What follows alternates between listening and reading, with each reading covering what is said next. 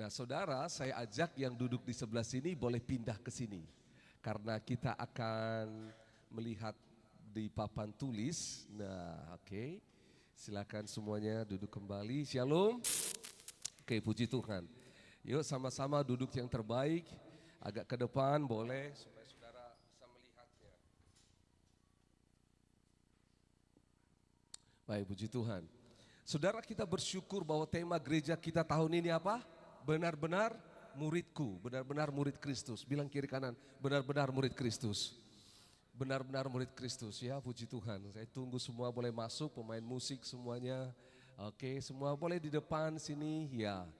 Saudara, nanti boleh kameranya Indri sebagian ke sini, sebagian ke situ supaya terbaca. Saudara, kita bersyukur bahwa perjalanan gereja ini ada sampai hari ini karena Tuhan yang menolong kita menjadi murid Kristus. Oleh sebab itu, saudara, kita mau sama-sama bagaimana soal murid Kristus ini boleh kita alami sama-sama. Kalau saudara, apakah saudara nyaman duduk di sana, AC dan semua, boleh semua? Oke, baik, kita lanjut. Bapak Ibu Saudara, ada satu hal yang tanda kutip hari-hari ini dan sebenarnya sejak gereja mulai berdiri, kita harus tahu bahwa itu merupakan kehendak Allah. Di dalam diskusi teologis dikatakan ada namanya istilah elephant in the room. Artinya apa? Ada gajah di dalam ruangan. Saudara bayangkan kalau ada gajah di dalam ruangan ini, itu mengganggu saudara enggak? Pasti mengganggu. Tapi seringkali kita biarkan gajah itu. Hal seperti ini terjadi dalam hidup kita. Sesuatu yang ada yang mengganggu kita dan kita biarkan, kita abaikan. Dan hal ini harus dibereskan kalau tidak akan menjadi sebuah kekacauan. Saudara tahu bahwa pemuridan itu merupakan perintah Allah. Sama-sama buka Matius pasal 28. Apa yang dikatakan Matius pasal 28? Firman Tuhan ini jelas. Itu sebabnya bila kita tidak melakukannya, maka kita sedang tidak ada pada kehendak Allah. Matius pasal 28. Oke, ayat 19 kita akan baca sama-sama.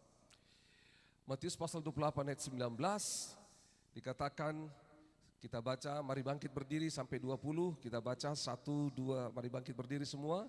Matius 28 ayat 19 sampai 20, 1, 2 dan 3. Karena itu pergilah, jadikanlah semua bangsa muridku dan baptislah mereka dalam nama Bapa dan Anak dan Roh Kudus. Dan ajarlah mereka melakukan segala sesuatu yang telah kuperintahkan kepadamu.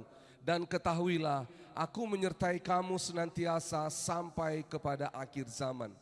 Silakan duduk. Orang Kristen mengenal ayat ini sebagai amanat agung. Sama-sama katakan amanat agung. Amanat agung itu dipahami dengan sederhana, yaitu 1, 2, 3 laksanakan amanat agung. Sekali lagi yuk, sama-sama katakan, ulangi saya. 1, 2, 3 laksanakan amanat agung. Yang dimaksud satu adalah satu perintah, yaitu menjadikan semua bangsa murid Kristus. Katakan sama-sama, satu perintah, jadikan semua bangsa murid Kristus. Ulangi, 1, 2, 3. Satu perintah, jadikan semua bangsa murid Kristus. Itu yang kita baca tadi di Matius pasal 28, 19. Ada 2 janji, katakan 2 janji. Satu janji yang pertama adalah janji kuasa. Makanya dia baca di atas 18, kepadaku telah diberikan segala kuasa di sorga dan di bumi. Kuasa diberikan. Kalau saudara baca di Markus pasal 16, tanda-tanda ini akan menyertai orang percaya. Mereka menumpangkan tangan atas orang sakit dan orang sakit itu menjadi sembuh. Mereka akan mengusir setan dalam namaku. Ku. Nah, jadi itu terjadi janji kuasa. Katakan sama-sama, janji kuasa. Yang kedua, penyertaan. Katakan sama-sama, penyertaan. Di ayat 20 dikatakan, aku menyertai kamu senantiasa sampai pada kesudahan zaman. Nah, oleh sebab itu dengar baik-baik, Tuhan sangat jelas. Dari amanat agung ini dia beri satu perintah utama, yaitu apa tadi? Ulangi, yaitu apa? Jadikan semua bangsa murid Kristus.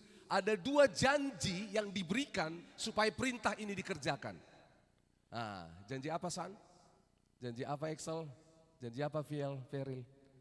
Ada 2 janji. Yang pertama janji apa? Kuasa. Yang kedua penyertaan. Kuasa dan penyertaan. Saudara bayangkan, tidak banyak dalam Alkitab sebuah perintah diberikan dan dikawal oleh 2 janji. Tidak banyak. Dan ini dikawal oleh 2 janji. Saudara bayangkan, untuk mengerjakan ini Allah memberi garansi, memberi jaminan. Jaminan kuasa dan penyertaan.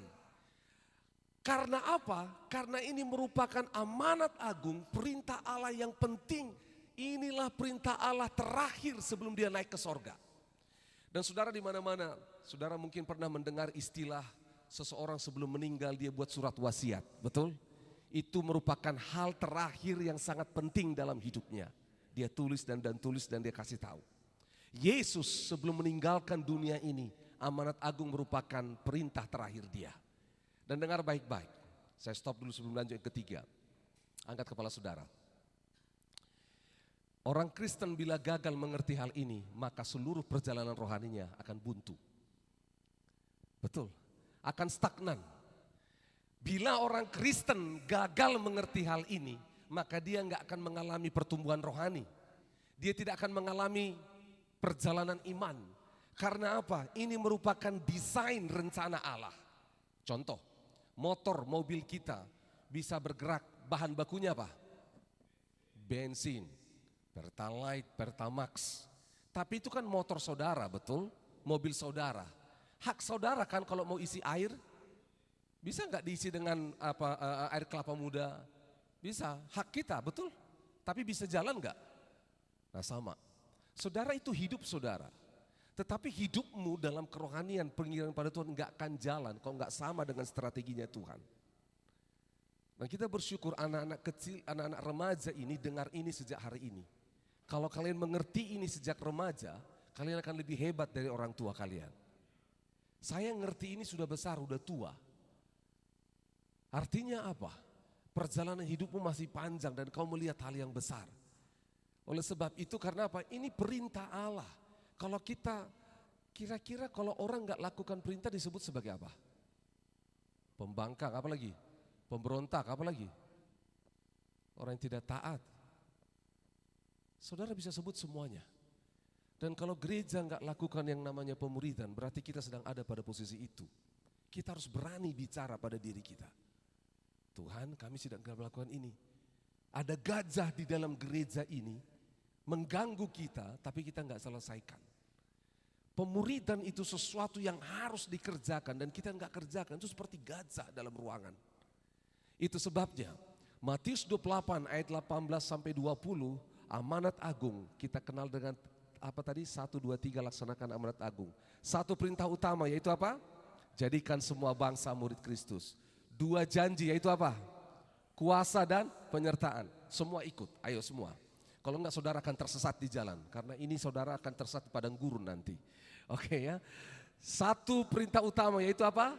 Jadikan semua bangsa murid Kristus. Ada 2 janji yaitu apa? Janji kuasa dan penyertaan. Ada 3 cara yaitu apa? Pergi. Itu yang pertama. Yang kedua apa? Baptis. Yang ketiga apa? Ajar melakukan. Sama-sama katakan. 1, 2, 3. Pergi, baptis, ajar melakukan. Sekali lagi. Pergi, baptis, ajar melakukan. Dengar baik-baik. Itu sebabnya gereja didorong untuk pergi memberitakan Injil.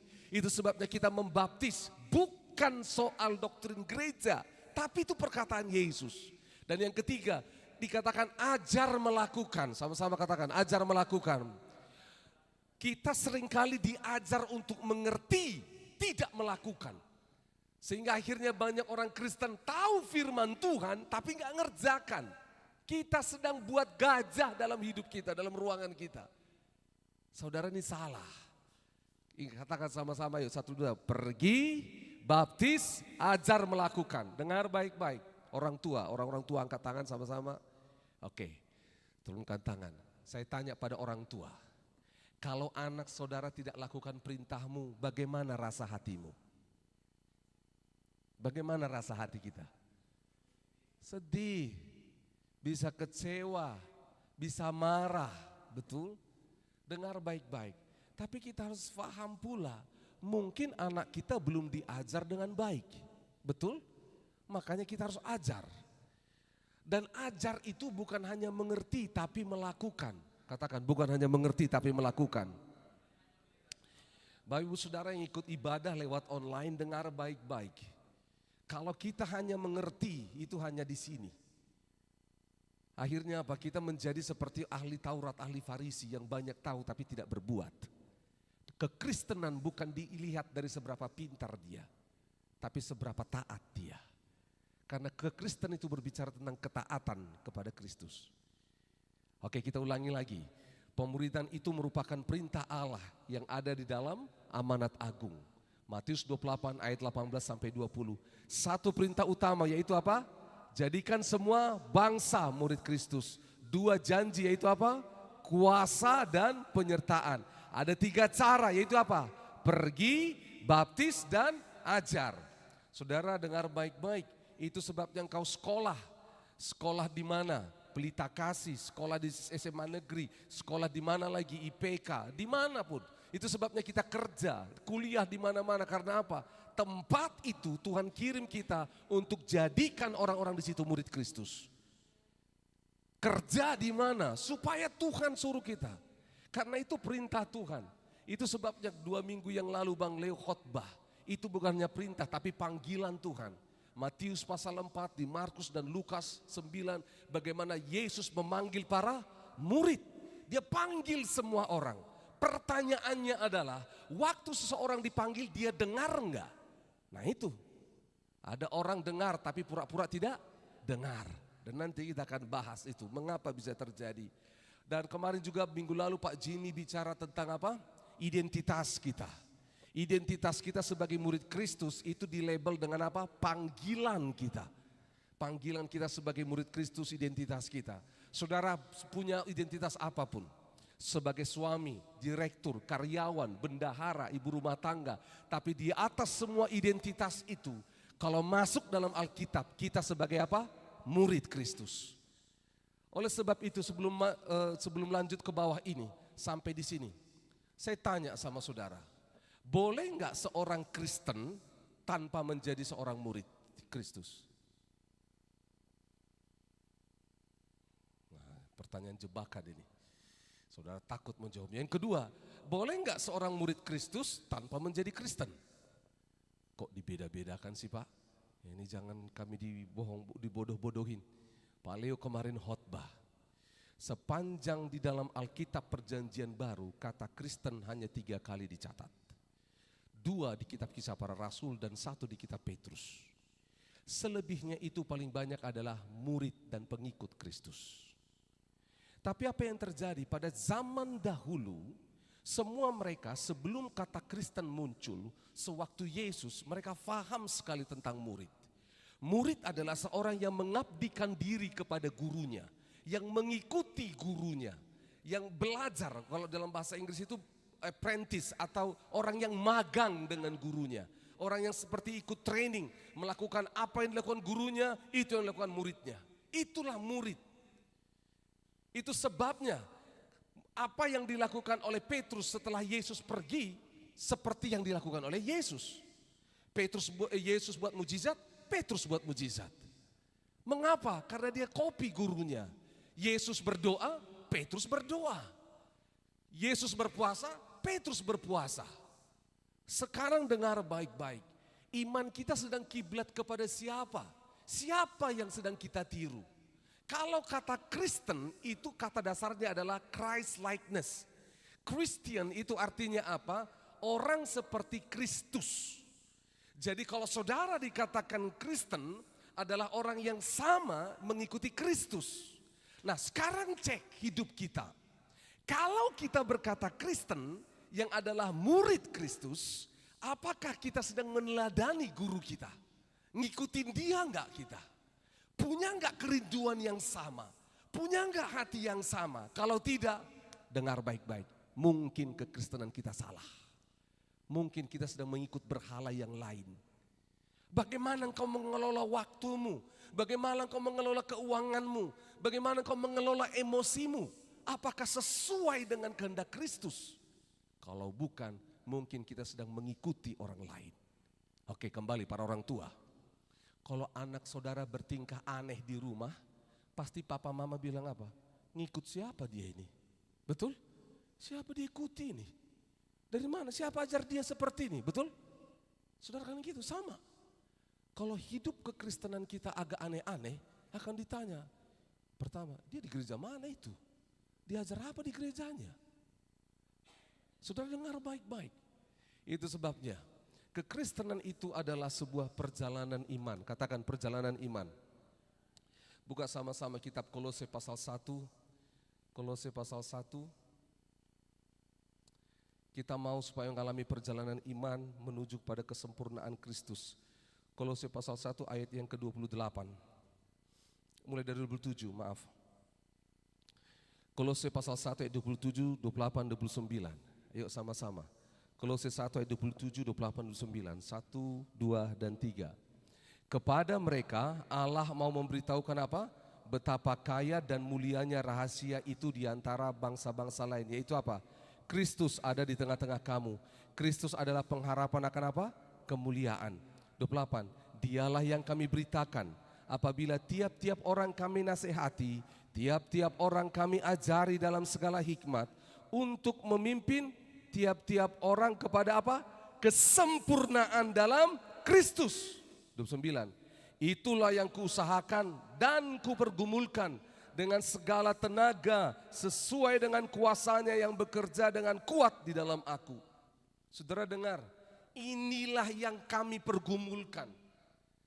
Inilah yang digumulkan oleh para hamba Tuhan supaya menolong jemaat Tuhan mengalami yang dikatakan apa? Kesempurnaan dalam Kristus. Jadi saudara di sini, saudara ada sebuah perjalanan, ini namanya jemaat baru, ini ada namanya dewasa dalam Kristus. Saudara di sini, saudara dimuridkan. Orang baru bertobat, dia butuh untuk dewasa sempurna dalam Kristus. Prosesnya adalah pemuridan. Banyak orang gak mau dimuridkan, tapi mau dewasa. Itu namanya apa? Mimpi. Itu loh. Badan besar.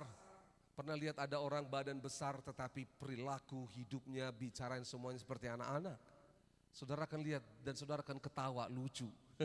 Dibuat lucu-lucuan. Saudara dengar, kekristenan kita bisa lucu-lucuan kalau seperti itu. Kita jemaat baru bertobat. Tuhan mau supaya kita menjadi dewasa seperti Kristus. Sempurna, katakan sama-sama, sempurna. Sempurna seperti Kristus, bukan seperti saya. Saya banyak tidak sempurnanya. Dan dengar baik-baik, kalau kita tangkap ini, maka kita tidak akan berhenti dalam perjalanan iman ini. Apapun yang terjadi di sini, kau akan berkata, maju terus, maju terus. Saya tanya sama saudara, ada di sini yang mau berhenti bertumbuh tidak mau dewasa? Pasti mau dewasa kan? Saya mau makan tapi saya mau kecil terus Tuhan. Itu cebol namanya. Ya, saya olahraga tapi saya mau pendek terus. Saya sekolah tapi saya mau SD kelas 1 terus. Saudara dengar baik-baik. Makanya kita akan berusaha, katakan sama-sama, berusaha. Sekali lagi berusaha. Pertanyaannya, seberapa besar usahamu? Ada banyak orang tidak berusaha dengan sungguh-sungguh. Sehingga akhirnya apa yang terjadi? Imannya cetek. Bukan karena Tuhan tidak sayang dia, tetapi karena dia tidak masuk dalam prosesnya, dalam polanya. Ada sebuah kue, resep kue. Bikin kuenya supaya enak, telurnya 5. Lalu saya buat kue. Apa tong yang tulis resep bikin kue telurnya 5? 3 mau saja saya bikin. Kira-kira rasanya bagaimana? Jauh dari sempurna. Nah sama. Dengar baik-baik. Itu sebabnya katakan perjalanan iman. Sekali lagi perjalanan iman. Kita mau semua orang mengalami perjalanan iman yang kau banggakan, yang berkata terima kasih Tuhan. Dulu aku seperti ini, orang pendosa, sekarang aku jadi seperti ini. Itu sebuah perjalanan. Dan itu juga merupakan strategi, katakan strategi. Strategi untuk menjangkau seluruh dunia. Nanti akan kita bahas itu ke minggu-minggu berikutnya. Tapi hari ini saya mau bahas tentang ini, perjalanan iman. Mengapa ini penting? Lihat saudara ke bawah, ada namanya diagram iman. Ini yang tanda kutip kita harus bongkar dalam hidup kita. Kita seringkali tersandera dengan 2 hal ini. Yang pertama tentang agama yang bernilai berisi dengan hal-hal moral. Yang kedua tidak beragama atau liberal. Yesus menawarkan yang namanya iman ya dalam Injil kepada Kristus. Apa yang terjadi? Orang-orang beragama, orang-orang yang moral ini, dengar baik-baik, akan berbeda dengan ini dan ini. Kita bahas dulu orang yang beragama dan tidak beragama, liberal. Orang yang beragama ini, orang yang moral ini, terjebak dalam kondisi seperti ini. Dengar, wah, itu mau kau tidak diberkati, karena kau tidak ibadah. Kau tidak diberkati karena kau tidak berdoa. Kau tidak diberkati karena kau perpuluhan. Jadi kita membuat aturan-aturan dalam hidup kita untuk mengerti namanya anugerah Allah. Anugerah Allah. Mengapa ini penting? Coba sama-sama buka 2 Petrus 3 ayat 18. 2 Petrus 3 ayat 18. Supaya saudara tahu bahwa saya tidak mau dipenjarakan oleh hal ini lagi. Oke? 2 Petrus 3 ayat 18. Sama-sama kita baca 1, 2, 3. Tetapi bertumbuhlah dalam kasih karunia dan dalam pengenalan akan Tuhan dan juru selamat kita siapa? Yesus Kristus. Baginya lah kemuliaan sekarang sampai selama-lamanya. Bertumbuh dalam pengenalan kita akan Tuhan. Dalam proses orang pertumbuhan imannya, seringkali kita tersandra dengan hal ini. Yang pertama, agama, yaitu moral. Kita jadi ekstrim. Ekstrim di sini, yaitu karena aku menuruti semua aturan agama, maka Allah akan membalas kebaikannya kepadaku. Itu di sini. Seringkali gereja ini pun bisa, saudara dan saya tersandra. Ayo nak, harus ibadah. Kalau tidak ibadah, Tuhan tidak sayang kita. Saudara, itu setengah benar. Mengapa saya katakan setengah benar? Karena setelah waktu kita berdosa pun Tuhan sayang kita, makanya dia mati buat kita, amin. Orang-orang yang ada di sini, dia tidak mengerti yang namanya anugerah. Dia nggak ngerti anugerah. Dia pikir dengan usahanya, dengan usaha, dengan perbuatannya, maka itu ada. Dengan kebaikannya, doa puasanya, dengan penyembahan, dengan baca Alkitabnya, itu bisa. Saya akan menerima berkat Tuhan, Tuhan menolong hidupku. Kita nggak lihat namanya anugerah, yaitu semua karena pemberian Tuhan. Namun sebaliknya di sini, tidak beragama atau liberal. Ngapain pergi ke gereja? Ke gereja juga gak tambah kaya, gak tambah pintar. 10 tahun mau ke gereja tetap jomblo toh. Ngapain? Liberal, gak mau ada aturan dalam hidupnya. Orang liberal ini, tanda kutip, dia buat Tuhan seperti yang dia mau. Hati-hati juga orang yang beragama, yang orang moral seperti ini, tidak melihat Tuhan dalam kedewasaan. Contoh, ketika dia melihat Tuhan, tidak melihat Tuhan dalam kedewasaan, hari ini berdosa, lalu bilang Tuhan Maha Pengampun, pasti ampuni saya. Kita pakai hukum-hukum agama untuk membenarkan diri kita di hadapan Tuhan. Enggak apa-apa kok enggak ibadah hari ini, masih ada minggu depan. Perjanjian bisnis ini belum tentu ada minggu depan. Kadang-kadang kita buat aturan-aturan seperti itu. Saudara dengar, jangan sampai terjebak. Anugerah, kita kehilangan anugerah Allah. Ini yang liberal, yang bebas. Ada gereja-gereja seperti ini yang bebas. Enggak berani tegur jemaat ketika dia salah. Enggak berani koreksi ketika ada yang salah. Kita harus berani, takut tersinggung. Kita enggak punya hukum. Loh, saya kan datang ke gereja ini, saya memberi persembahan, saya memberi persepuluhan, so what gitu loh. Kenapa kamu urus-urus hidup saya? Pendeta aja gak tegur saya, kamu siapa? Ini orang yang tidak punya aturan dalam hidupnya. Yang membuat ibadah itu merupakan bagian daripada mengisi jadwal hidupnya. Dia gak nikmati namanya persekutuan dengan Tuhan. Enggak nikmati persekutuan dengan yang lain. I have a free will. Aku punya kehendak bebas. Tapi kehendak bebasnya enggak diserahkan pada Tuhan. Nah, ini bahaya orang-orang itu. Kenapa kamu tidak mengampuni? Biar lebih senang kak begini. Gitu loh. Sakit hatiku biar. Kita buat seperti itu.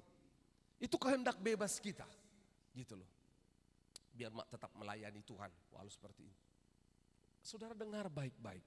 Ini orang-orang yang tidak beragama, liberal, yang bebas, sesuka hatinya, gak punya aturan. Nah, Kristus menawarkan ini, iman, Injil. Yaitu apa? Bergantung sepenuhnya kepada Tuhan. Amin. Hidup ngikut Tuhan. Kalau Tuhan bilang itu salah, itu apa?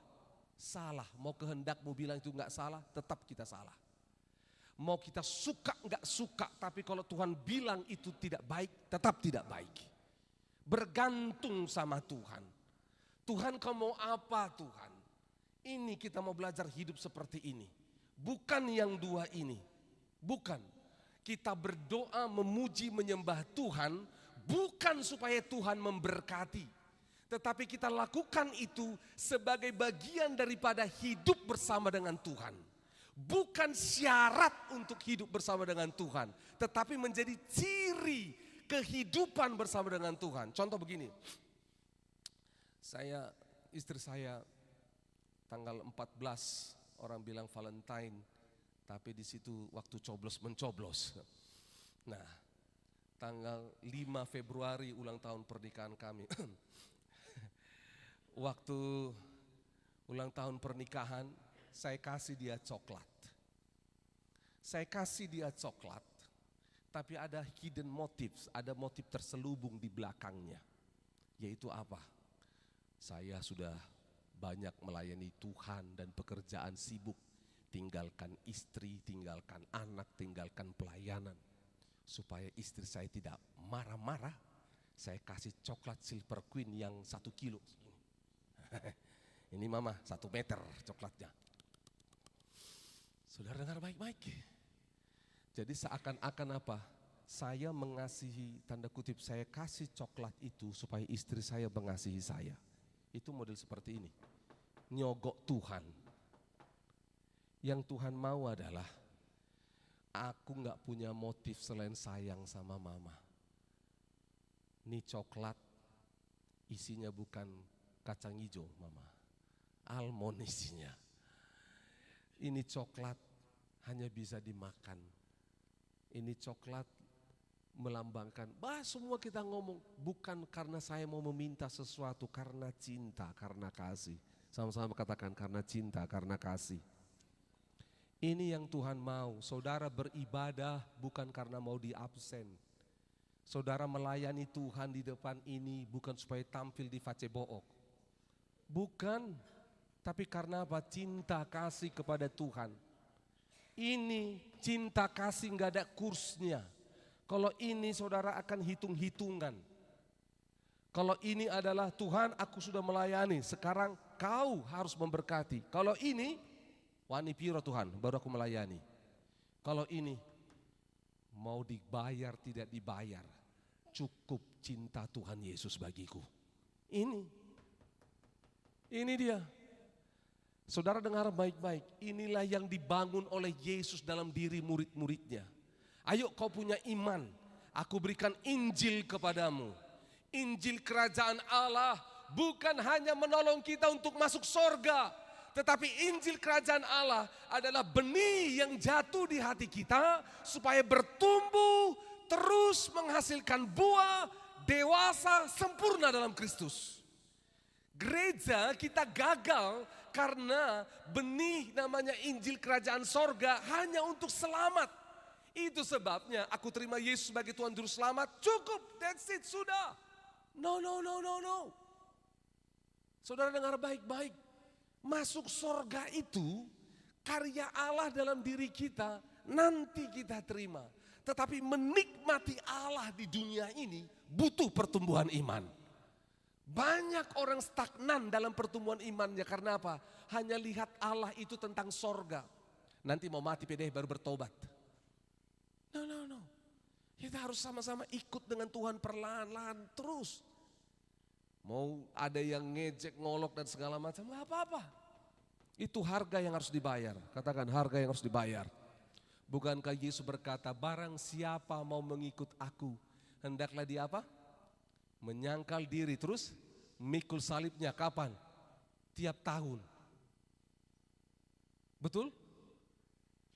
Betul ya, tiap tahun ya? Jadi apa? Tiap hari. Setiap hari menyangkal diri dan pikul salib. Saudara, mengenai salib ini menarik sekali. Saudara tahu ya gambar salib? Kenapa ini boleh ada sekarang di gereja-gereja? Waktu di zaman perjanjian baru, gereja mula-mula mereka tidak pakai gambar salib. Mengapa? Karena pada zaman itu salib itu lambang pemberontakan, gambar hukuman, betul? Dan ketika mereka udah pakai gambar salib, mereka tahu, ini orang Kristen ini. Makanya diburu pada zaman Kisah Rasul 8, perkumpulan orang benar. Mereka nggak pakai salib, tapi mereka nggak pakai gambar ini. Itu apa? Ikan, saudara. Itu bahasa Yunaninya iktus. Iktus itu singkatan Yesus Kristus Huios Theos, artinya Yesus Kristus anak Allah. So, di mana salibnya?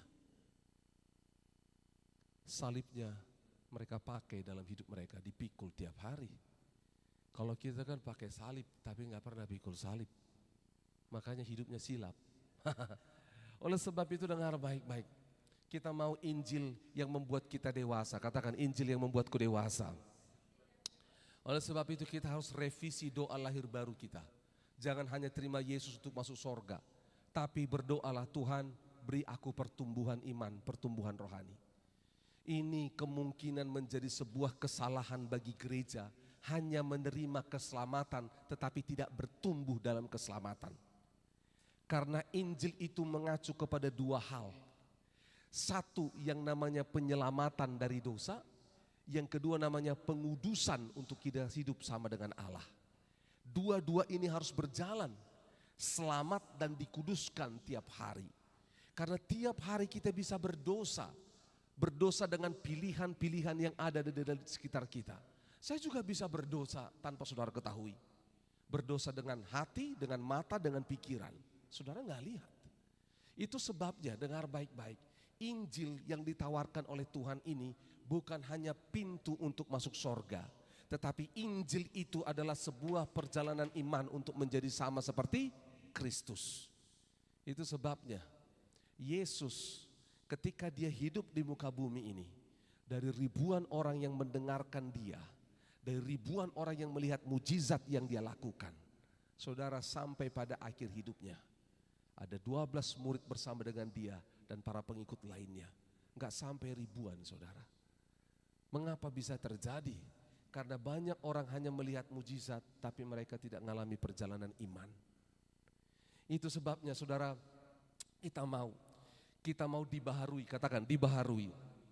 Efesus 4 ayat 23 dikatakan, hendaklah kamu dibaharui dalam roh dan pikiranmu.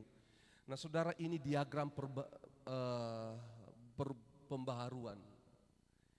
Ini kurang hurufnya satu, perbuan, bukan perbuan ini ya. Perbuatan. Nah saudara dengar baik-baik. Sebelum lanjut ke sana, selidiki kita sedang ada di mana sekarang. Jangan-jangan kita tersandera banyak di sini, orang beragama yang tidak mengerti anugerah Allah.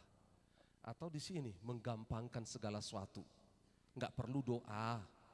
Lihat matahari terbit kok untuk orang benar dan orang jahat. Enggak perlu, itu orang kita ngomong gitu. Alkitab juga nuliskan, hujan juga Tuhan beri. Lihat hujan hari ini, kan enggak ada hujan khusus untuk orang Kristen. Hujan khusus enggak ada, saudara. Kita bilang, no. Jangan main-main dengan iman saudara. Dua ini mencuri kita dari anugerah Allah. Itu sebabnya harus bertumbuh dalam iman pengenalan akan Allah. Ibadah, baca Alkitab, berdoa, PA, apapun hal rohani yang kita kerjakan lainnya, itu bukan tentang mendapatkan sesuatu, tetapi untuk mendekatkan kita kepada Tuhan. Karena Tuhan itu sumber segala sesuatunya. Tuhan sudah curahkan berkat nyawanya bagi kita, lebih daripada itu Dia berikan. Itu sebabnya kita perlu lebih dekat kepada Dia. Doa dan segala sesuatunya itu membuat kita semakin dekat, semakin serupa dengan Tuhan. Sebelum lanjut lagi, sedikit lagi. Saudara, ini menarik. Saudara tahu apa yang terjadi? Ada namanya radius, sama-sama bilang radius. Radius itu seperti range, seperti sebuah jarak. Nah, satu kali ada teman saya jurusan teknik elektro, dia bilang seperti ini, Gus, kamu tahu nggak bahwa tubuh manusia ini bisa mengalirkan listrik yang sangat besar? Oh iya? Tapi kalau manusia kan kalau kena listrik bisa mati. Iya, karena apa? Jantung dan otak tidak sanggup menahan aliran listrik, akhirnya mati, bisa meledak. Oh gitu? Iya. Tapi listrik itu ada radiusnya. Nah saudara, saya dibawa sama dia. Saudara pernah lihat enggak kalau saudara pergi ke museum saintis seperti itu, seperti bola-bola, saudara bikin tangan gini, listrik sampai sejauh itu. Pernah lihat enggak? Nah itu ada. Nah, jadi di sini enggak kena, sini enggak kena. Gini kena radiusnya. Kalau kena, tup, langsung lengket tangan kita, ketarik. Nah, belum ada di Makassar. Nah gitu loh. Oh gitu ya. Sama saudara, dengar. Semua hal rohani yang kita kerjakan sebenarnya ini menjadi pilihan, katakan pilihan. Akan membuat kita semakin dekat dengan Tuhan atau semakin jauh dari Tuhan. Jelas kalau makin dekat dengan Tuhan kita sudah tahu apa yang terjadi. Tapi makin jauh dari Tuhan itu artinya kita akan semakin dekat dengan siapa? Dunia, daging, setan, dosa, semua hal jahat lainnya. Ini pilihan.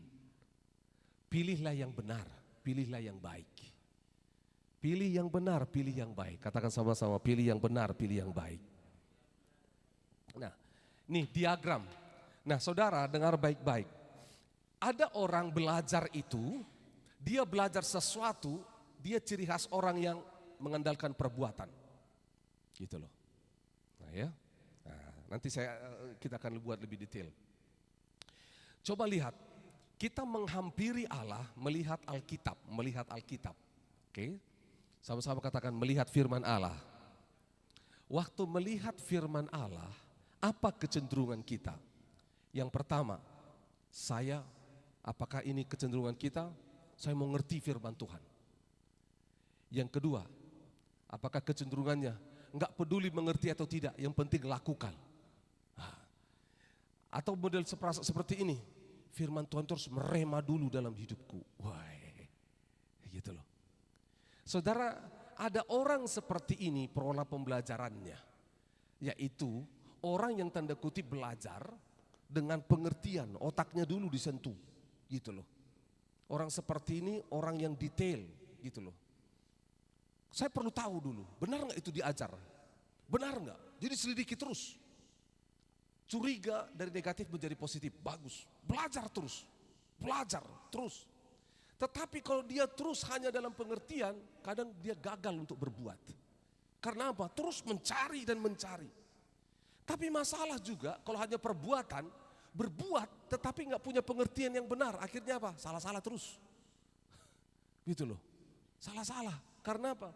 Berbuat, semangat. Tapi nggak tahu kemana diarahkan. Atau ini yang melo dengan perasaan. Oh begitu Tuhan ya. Aduh. Terkutuk ya Tuhan. Aduh.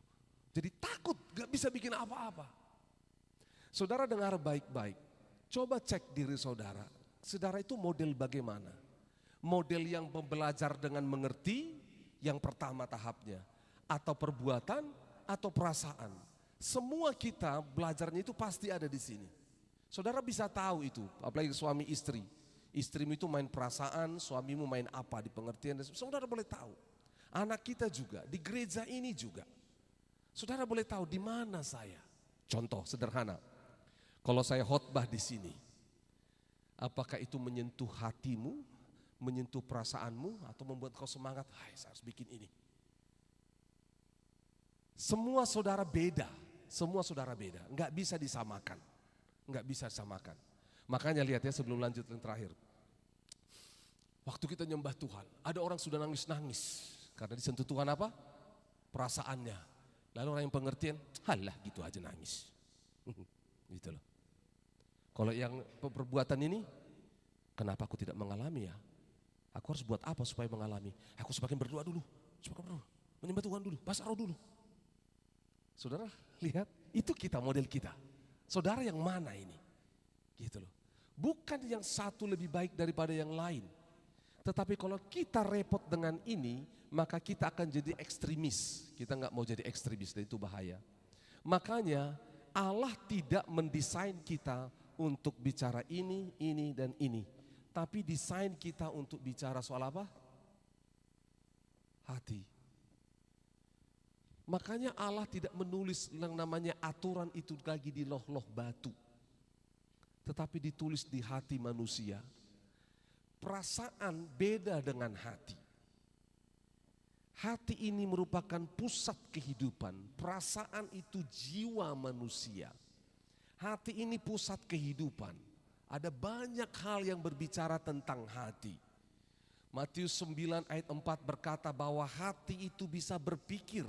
Coba bayangkan. Hati bisa berpikir. Dalam hati aku berpikir dikatakan. Di Matius 12 ayat 34, hati itu berbicara. Apa yang keluar dari mulutmu meluap dari hatimu, kata Lukas, saudara. Saudara dengar baik-baik, hati bisa bicara. Kemarin saya lihat ada sebuah video, saya dan istri ketawa.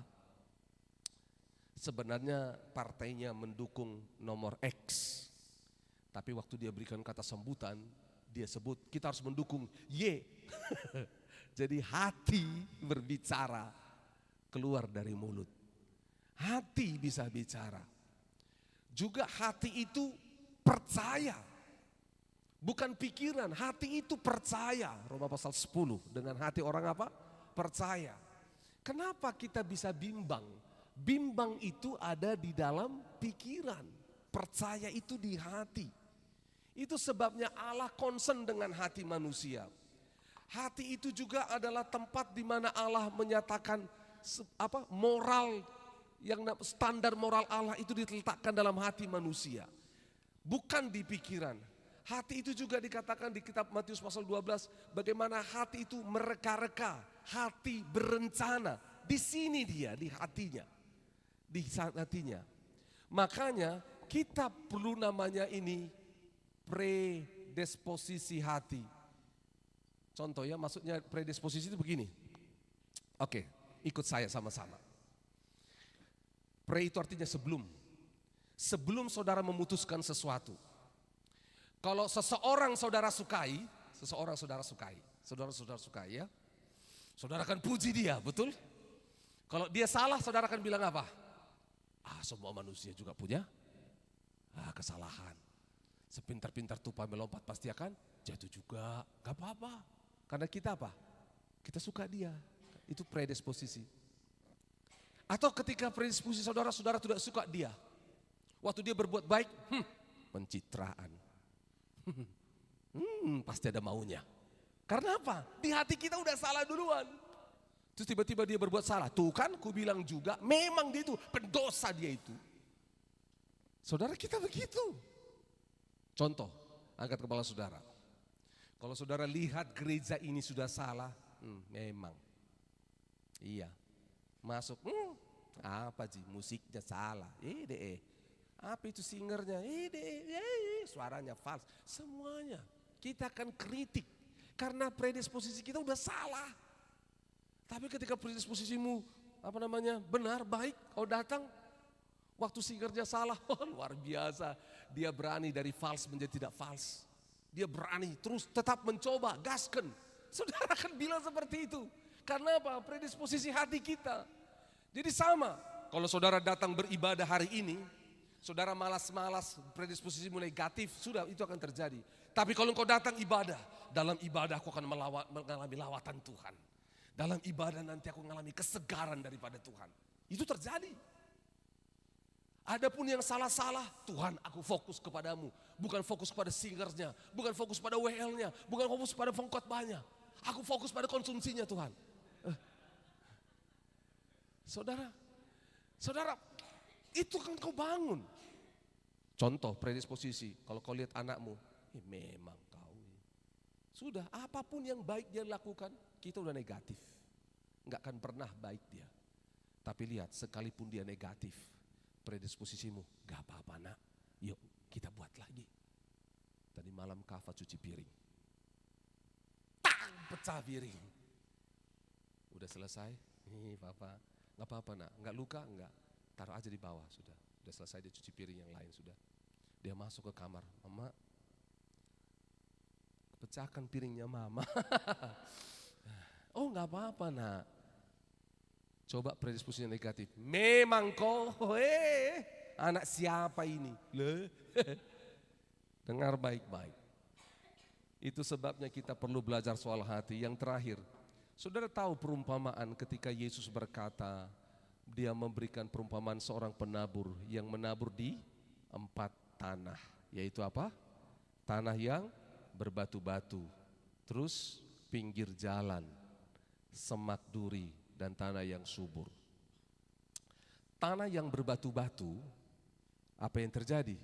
Tidak bertumbuh, langsung mati. Di pinggir jalan, benihnya dicuri oleh siapa? Burung. Yang di semak duri bertumbuh, tapi apa? Dihimpit oleh tekanan dunia ini, sehingga kerdil. Tetapi di tanah yang subur akan bagaimana? Berbuah berapa? 30, 60 sampai 100 kali lipat. Saudara, dari 4 tanah ini Yesus berkata itu adalah kondisi hati manusia. Betul? Saya tanya, kita buat angka, ini 1, ini 2, ini 3, ini 4. Saudara mau yang mana? Coba tanya kiri kananmu, mau yang mana? Mau yang mana? Tanya dulu, mau yang mana? Oke. Sama-sama, mau yang mana? Nomor berapa? Nomor 4. Karena 1, 2, 3 sudah ada paslonnya. Nomor 4 belum. Kita pilih nomor 4. Pilih nomor berapa? Pilih nomor 4. Tapi pertanyaannya, hatimu sedang ada di mana sekarang? Bukan paslon ini, bukan. Saya harus berhati-hati di sini. Ya jujur, hati kita sedang di mana sekarang? Oke. Indri, coba tunjukkan PowerPoint itu tentang telinga. Coba saudara, kita baca sama-sama. Buka dulu ayat firman Tuhan sama-sama, baru nanti Indri buka. Yesaya 50 ayat 4, yuk sama-sama. Yesaya 50 ayat 4, setelah itu PowerPoint dan video. Yesaya 50, baca sama-sama, udah ketemu? 50 ayatnya yang keempat. Sama-sama yuk. 1, 2, dan 3. Tuhan Allah telah memberikan kepadaku lidah seorang murid, supaya dengan perkataan aku dapat memberi semangat kepada orang yang letih lesu. Nanti kita akan bicara soal lidah seorang murid. Lanjut. Setiap pagi ia apa? Mempertajam pendengaranku untuk mendengar seperti, katakan, mendengar seperti seorang murid. Mengapa ini penting, saudara? Karena iman timbul dari apa? Pendengaran. Pendengaran akan apa? Firman Tuhan. Dengar baik-baik.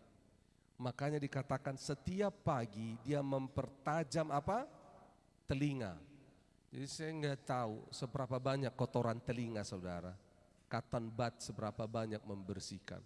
Tapi pekerjaan Tuhan adalah dia mau mempertajam telinga kita. Mengapa? Indri coba kasih tunjuk itu video dulu, video. Sudah ada videonya? Ada suaranya. Video. One more time.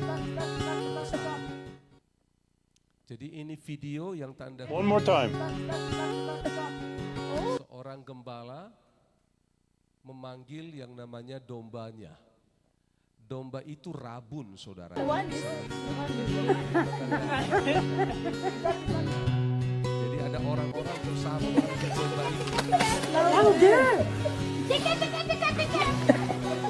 Ya pagi, ini percobaan ketiga. Tika. Ayo. Percobaan ketiga, sang gembala. Lihat.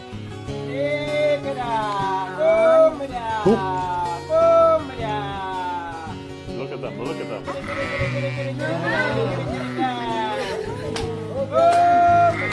that amazing? They are coming. Oh my God. Woo! Oh my God. I can't believe it. Oh my God. These two white boys. Oh my God. This is amazing. One more. You scared them. Yeah, Eunice made him go away. Oh my God. Was that cool or what? Yeah. You will never have the same again. Katakan sama-sama telinga. Sekali lagi telinga. Saudara mungkin sudah pernah lihat video ini. Oleh sebab itu dengar baik-baik. Kalau Tuhan bicara, kenapa kita tidak dengar? Atau kita salah dengar? Yesaya 54 dikatakan telinga kita dipertajam tiap hari. Kalau kita nggak dipertajam, kita akan tumpul. Hah? Apa? Di kampung kami ada 2 orang tuli. Di kampung kami. Dan itu menjadi lelucon. Sudah tua pula. Mereka suka ada di warung kopi. Berdua ini bersahabat, suka main catur sama-sama. Cerita ini kami tahu karena apa? Bapak saya cerita. Jadi 2 orang tua ini bilang begini, ada rahasiaku. Oh iya, tapi jangan di sini, nanti didengar orang. Jadi di mana? Kita ke belakang. Kasih tahu. Ini rahasianya. Apa? Ini rahasianya. Apa? Ini rahasianya. Apa rahasianya? Jadi mereka walau di belakang warung, satu warung dengar. Karena apa saudara? Jadi bahan tertawaan, rahasianya akhirnya diketahui satu warung. Saudara dengar, sering kali kita nggak mau telinga kita dipertajam. Akhirnya telinga kita menjadi apa? Tumpul, nggak bisa dengar suara Tuhan. Tuhan bilang, hari ini pindah, besok saja Tuhan. Tuhan bilang, bulan depan pindah, minggu depan saja Tuhan. Tuhan bilang, lamar kerja di sini. Aku mau dilamar dulu Tuhan. Aku gak mau lamar pekerjaan. Kita tumpul dengarnya. Saudara bahaya. Akhirnya apa yang terjadi? Ya udah seperti tadi. Motor, mobil kan punya kita. Kita isi dengan air sesuka hati kita. Mogok di jalan. Merugikan banyak orang. Membuat macet jalan raya. Engkau terkenal masuk surat kabar. Sebagai pembuat kemacetan. Saudara dengar. Itu sebabnya Indri coba lihat gambar itu tadi yang PowerPoint. Di halaman 1. Bukan ini. PowerPoint. Itu bagian terakhir setelah PowerPoint. Ditutup.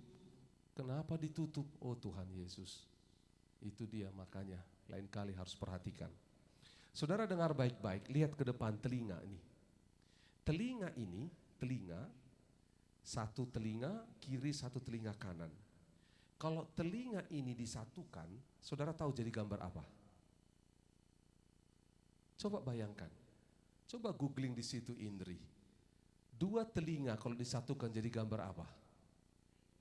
Gambar hati. Artinya saudara dengar baik-baik. Telinga kita ini connect ke hati kita.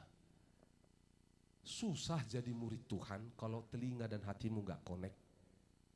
Pembimbing ngomong apa, kau dengar tapi gak nyambung di hatimu.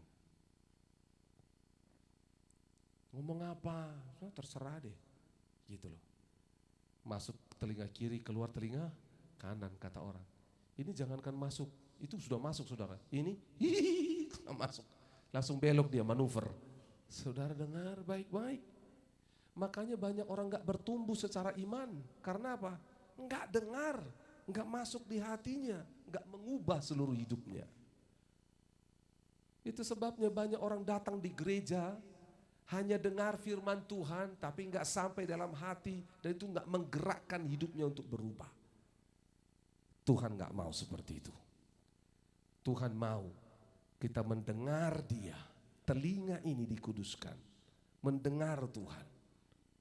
Oleh sebab itu dengar baik-baik, kalau hari-hari ini kita kehilangan suara Tuhan, mungkin bukan hanya masalah telinga, bisa jadi masalah hati kita yang gak nyambung. Oleh sebab itu, saya tutup firman Tuhan hari ini. Kita sama-sama lihat, mana tadi? Kembali kepada Kolose pasal yang pertama tadi.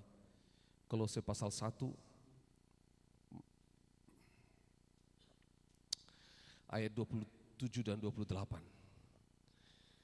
Kolose 1 ayat 27 dan 28. Oke, 28-29 saja bercepat. Kolose 1 ayat 28-29. Dialah yang kami beritakan apabila tiap-tiap orang apa? Kami apa?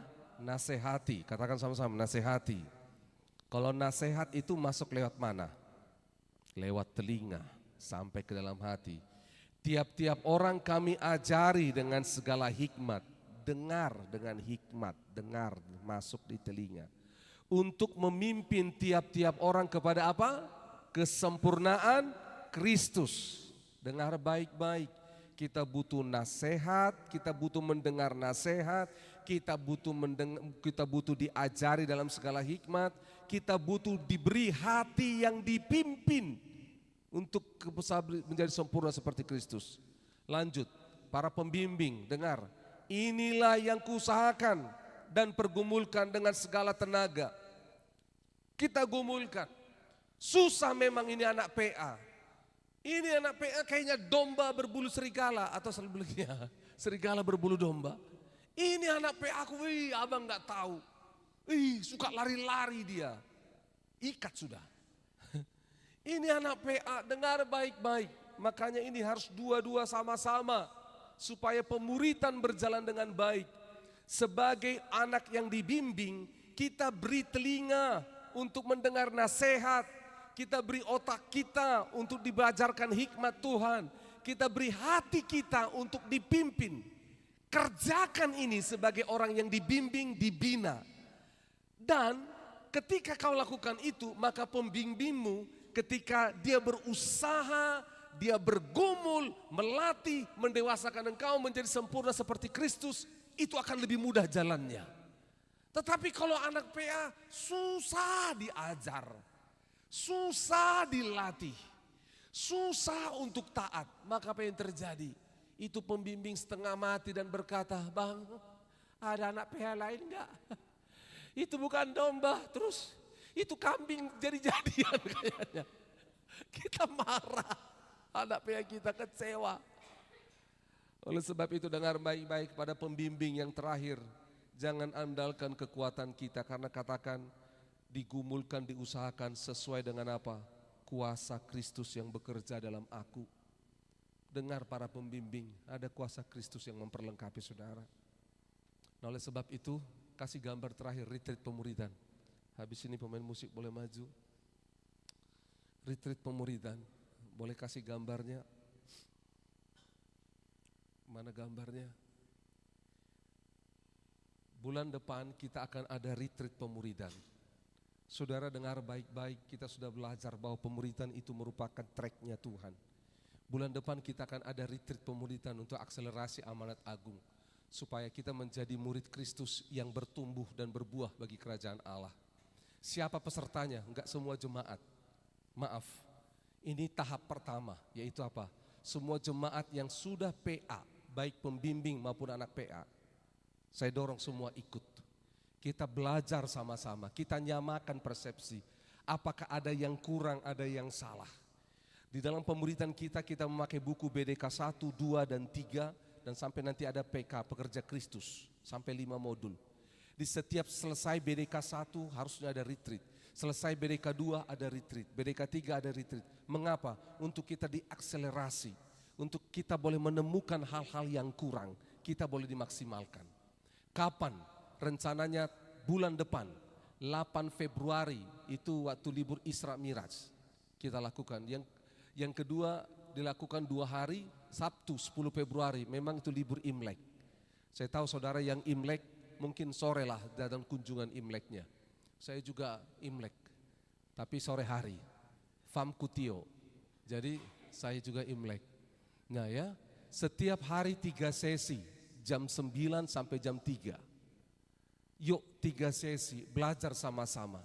Saudara temukan, pemuridan ini bukan hanya untukmu. Ketika engkau dimuridkan, kau akan menolong anak-anakmu, menolong dirimu, pasanganmu, anak-anakmu. Dan kau behave, tahu bagaimana bertindak sebagai seorang murid.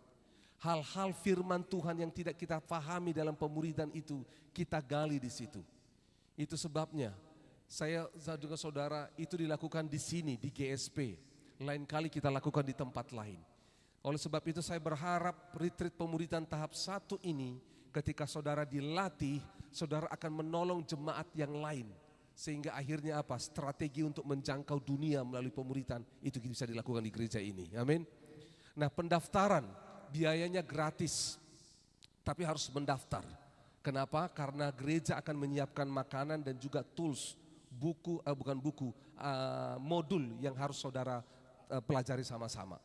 Itu sebabnya mendaftar. Nanti gereja akan kirim link Google Form. Saudara dengar baik-baik. Ini akan kita buat masif. Sampai satu waktu nanti ini akan terbuka buat gereja di luar sana. Karena banyak gereja yang gak tahu tentang pemuridan. Kita mau buat ini karena DNA gereja kita adalah pemuridan, pola pembentukan Allah. Oleh sebab itu hari ini dengar baik-baik, saya tutup, pemain musik boleh maju. Telinga hati seorang murid, biarlah hari ini dibaharui Tuhan. Mari berdoa kepada Tuhan, bilang sama Tuhan, Tuhan Yesus, aku minta kepadamu, baharui hatiku dalam nama Yesus.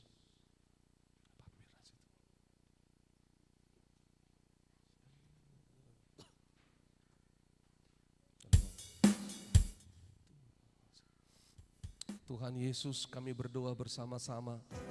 Siang ini kami datang kepadamu. Terima kasih kami sudah melihat skema yang besar. Hari ini Tuhan, kami terbuka hati pikiran kami untuk dididik, diajar oleh Tuhan. Kami buka telinga kami untuk dibaharui oleh Tuhan. Kalau ada gajah dalam hidup kami yang menghambat pertumbuhan, kami tidak mau membiarkan, kami mau menyelesaikannya. Ini waktunya kita semua tidak main-main lagi dengan kehidupan kita, tapi kita selesaikan semuanya. Bilang sama Tuhan, aku mau jadi seperti-Mu, dewasa seperti Kristus. Seperti pujian yang kita naikkan tadi sebelum firman Tuhan, aku mau jadi seperti-Mu. Bilang sama Tuhan, ini tahun 2024, jadikan ini resolusi hidupmu. Minta sama Tuhan, ubah hatiku Tuhan, seperti hati-Mu, supaya aku hidup sesuai dengan kehendak-Mu. Tuhan, tahun 2024 aku tidak mau main-main lagi. Aku mau fokus untuk bertumbuh dewasa seperti Kristus. Mari bangkit berdiri bersama-sama. Milikilah hati, kerinduan untuk boleh bertumbuh. Sehingga kau bisa mengalami perjalanan iman yang mengubahkan seluruh hidupmu.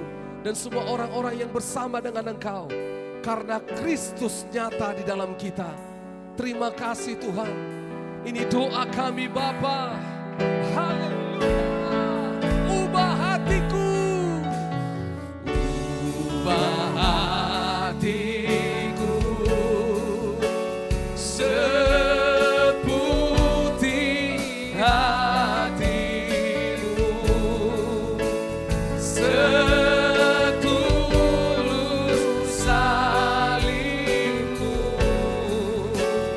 kasihmu, oh Tuhan Yesus.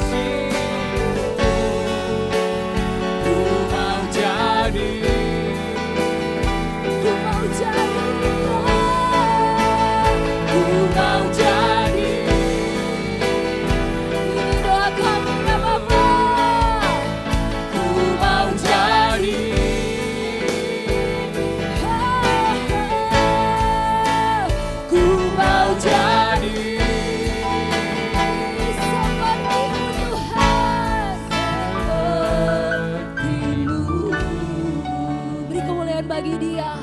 Haleluya, haleluya Tuhan. Terima kasih untuk firman Tuhan yang boleh sampai pada pagi hari ini. Jika kami bisa mendengar, kami percaya Tuhan rindu. Tuhan rindu bahwa setiap kami, sejak kami kecil Tuhan, menjadi murid-murid Kristus. Oh ya Bapa, biarlah hati dan telinga seperti Engkau itu ada senantiasa di dalam kehidupan kami Tuhan.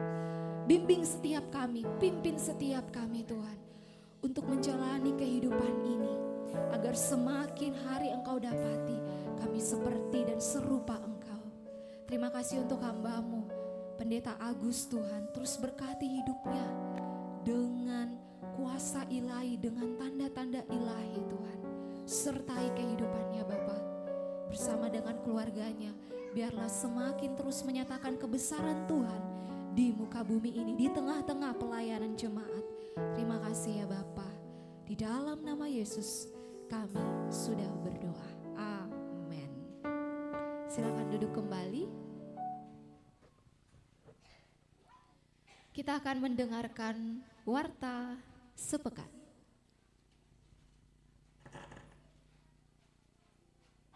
Mari beri sorak-sorai balik meriah buat Tuhan.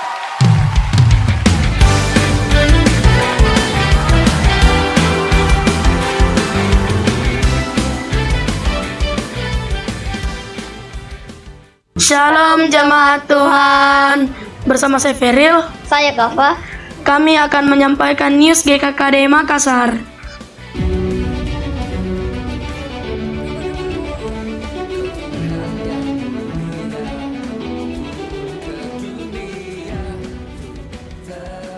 Yang pertama, ada ibadah raya pukul 9 sampai selesai bertempat di Jalan Pengayoman Kompleks Aki Kijau. Ada komsel area dari Tamalan Rea sampai Sudiang, PIC-nya ada Pak Leo. Dan di Villa Mutiara, PIC-nya adalah Pak Johnson. Dan di Raja Wali dan sekitarnya, PIC-nya ada Pak Rusmin. Ada doa terobosan setiap hari Jumat pukul 7 sampai selesai.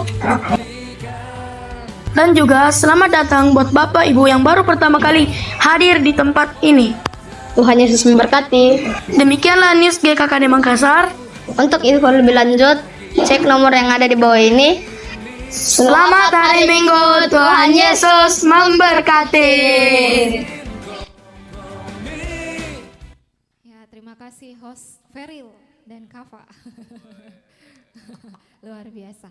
Ya, apakah ada jemaat yang baru pertama kali beribadah di tempat ini? Tidak ada ya? Oke, minggu depan mungkin. Amin. Amin.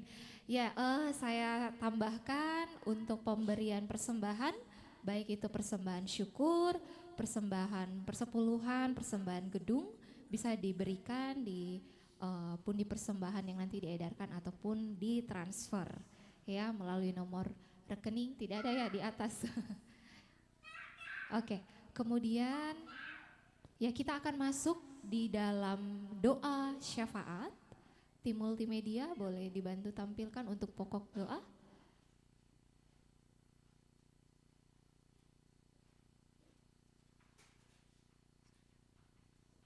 Ya, untuk pokok doa yang pertama kita berdoa bersama untuk proses pemilu bisa berlangsung dengan adil, jujur, terbuka, aman dan damai. Pokok doa yang kedua bersyukur untuk pemerintah yang ada, memberkati lembaga legislatif, lembaga yudikatif, lembaga eksekutif. Dan pokok doa yang ketiga, jemaat semakin antusias dengan pemuritan, mengalami perjalanan iman yang sehat di dalam Tuhan. Dan juga kita berdoa bersama untuk jemaat yang sedang mengalami kelemahan tubuh. Ada saudara atau Ibu Rosa, puji Tuhan, hadir bersama-sama dengan kita di ibadah hari ini. Dan juga Ibu Lady atau Mama Riel ya sedang dirawat di rumah sakit Daya, betul ya? Oke, dan yang terakhir juga boleh dibantu untuk doa persembahan. Silakan kepada rekan struktur yang bertugas.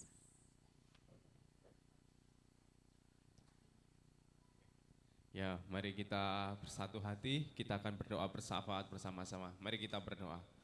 Tuhan Yesus, kami bersyukur untuk siang hari ini kami bisa beribadah memuji nama Engkau. Dan pada saat ini kami akan bersepakat berdoa bersama-sama untuk pemilu di negara kami yang akan ada di 14 Februari. Engkau Allah yang berdaulat atas pemimpin kami, atas pemimpin negara kami minta di dalam nama Yesus. Kami patahkan semua rancangan si jahat yang mulai mencampuri dengan kecurangan-kecurangan. Kami patahkan di dalam nama Yesus. Kami minta Engkau Allah yang menentukan pemimpin untuk bangsa kami. Kami minta ada persatuan, ada kesatuan Tuhan. Di dalam nama Yesus kami mau patahkan semua isu-isu hoax yang terjadi atas bangsa kami. Kami imani bahwa Indonesia emas itu nyata atas bangsa kami. 2024-5 itu nyata. Indonesia emas itu turun atas bangsa kami Tuhan. Kami minta untuk para pemimpin yang ada di pemerintahan saat-saat ini, untuk lembaga legislatif, yudikatif, dan eksekutif yang saat ini memerintah atas bangsa kami. Engkau Allah menolong mereka, memimpin mereka, mengurapi mereka, sehingga kebenaran Allah nyata atas kehidupan mereka. Kami minta di dalam nama Yesus, biarlah itu nyata atas negeri kami, sempurna atas negeri kami Tuhan. Kami berdoa untuk jemaat di gerejamu di tempat ini, untuk semakin antusias dan semakin giat dalam memuridkan. Untuk jemaat-jemaat yang lain yang saat ini belum ada pembimbing, kami minta Engkau Allah menyediakan pembimbing untuk mereka, sehingga kehidupannya mengalami pertumbuhan di dalam Engkau. Kami tidak mau menjadi jemaat yang mandul rohani. Kami mau mereka juga bisa melahirkan murid-murid yang baru, yang bisa bermultiplikasi dari hari lepas hari, sehingga semakin banyak orang mengenal Engkau secara pribadi, secara hidupnya mengalami Kristus. Di dalam nama Yesus kami berdoa juga menopang jemaat Tuhan yang hari ini sedang lemah tubuh. Kami berdoa untuk Kak Ocha, Tuhan menjamah melalui bilur Yesus hari ini, sembuh di dalam nama Yesus. Kami berdoa juga untuk Ibu Lady yang hari ini juga ada di rumah sakit. Kalau hari ini pun juga ikut live streaming pada siang hari, Engkau Allah menjamah Ibu Lady di rumah sakit. Semuanya disembuhkan di dalam nama Yesus. Kami imani itu terjadi hari ini. Kami berdoa untuk semua jemaat yang hari ini lemah tubuh dan kami tidak tahu siapa namanya, kami topang mereka di dalam nama Yesus. Kami tumpang tangan atas mereka sehingga yang sakit boleh disembuhkan, yang terikat boleh terlepaskan. Terima kasih Tuhan Yesus, dan kami akan memberikan persembahan. Kiranya persembahan ini dapat melebarkan kerajaan-Mu Tuhan. Kami berdoa kiranya Engkau Allah memberkati para pemimpin yang mengelola persembahan ini, dan kami berkati untuk kiranya bisa dipakai untuk pelayan di gereja ini semakin bertumbuh dan berkembang. Terima kasih Tuhan, di dalam nama Yesus kami berdoa. Amin. Kita akan memberikan persembahan kita. Sambil pun di persembahan dijalankan, kita angkat pujian. Kami terima.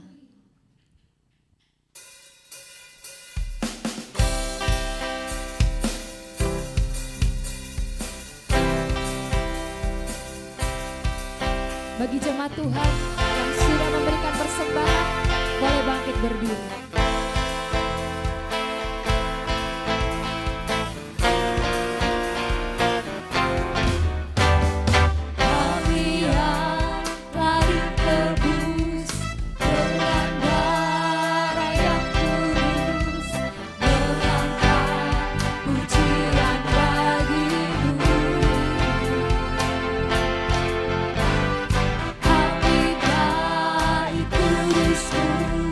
Sebagai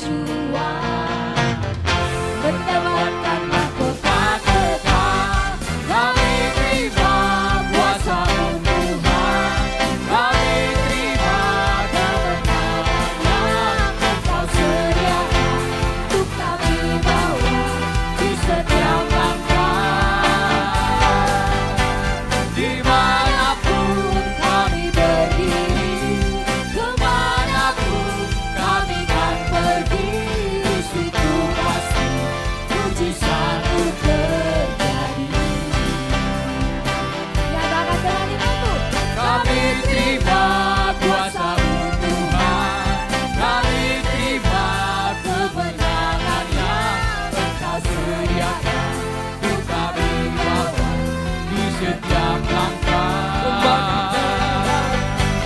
Dimanapun kami pergi, kemanapun kami Katakan kiri kanan. di situ pasti mujizat terjadi. Di situ pasti.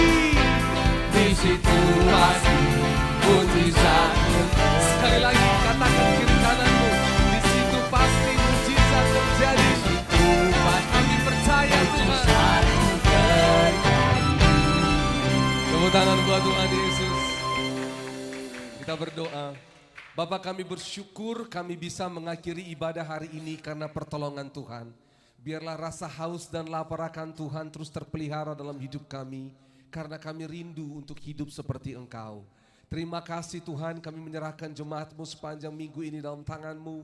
Dalam semua pergumulan, tantangan, pekerjaan, pendidikan, dan pelayanan yang ada, Tuhan mengurapi sehingga semua boleh berjalan dengan baik. Tuhan, terima kasih berkat-Mu juga buat keluarga Pak Arman yang menjadi saluran berkat bagi jemaat ini hari ini. Diberkatilah Pak Arman, Ibu Sari, dan anak Ganta dalam nama Yesus. Berkati keluarga ini satu dalam kasih-Mu, dijagai, dijauhkan dari hal-hal jahat. Tuhan menolong keluarga ini bertumbuh dalam iman kepada Kristus, sehingga keluarga ini boleh mengalami keajaiban Tuhan dan menjadi berkat bagi banyak orang. Terima kasih Bapa, kami bersyukur kepadamu. Kami bersyukur atas semua pelayanan sepanjang hari ini. Tuhan memberkati para pelayan yang ada dan kami semua umat-Mu. Kekasih Tuhan, arahkan hatimu kepada Allah. Pulanglah dan terima berkat daripada Tuhan. Tuhan memberkati engkau, Tuhan mengasihi engkau. Tuhan menyinari engkau dengan wajahnya dan memberimu kasih karunia. Tuhan menghadapkan wajahnya kepadamu dan memberimu damai sejahtera. Terimalah kasih sayang daripada Allah Bapa, persekutuan dengan Yesus Kristus Juru Selamat kita yang hidup. Kuasa, penyertaan, penghiburan, mujizat dari Roh Kudus memberkati hidupmu. Turunlah semua berkat Tuhan ini bagi kita, sebab kitalah umat yang diberkati untuk menjadi berkat dan saksi Kristus bagi banyak orang, sehingga nama Tuhan dimuliakan. Pulanglah dan jadilah saksi Kristus. Dalam nama Tuhan Yesus Kristus kami berdoa. Semua yang percaya terima berkat Tuhan sama-sama katakan amin. Tepuk tangan buat Tuhan Yesus. Salami kiri kanan, ibadah kita selesai. Selamat hari Minggu, Tuhan Yesus memberkati.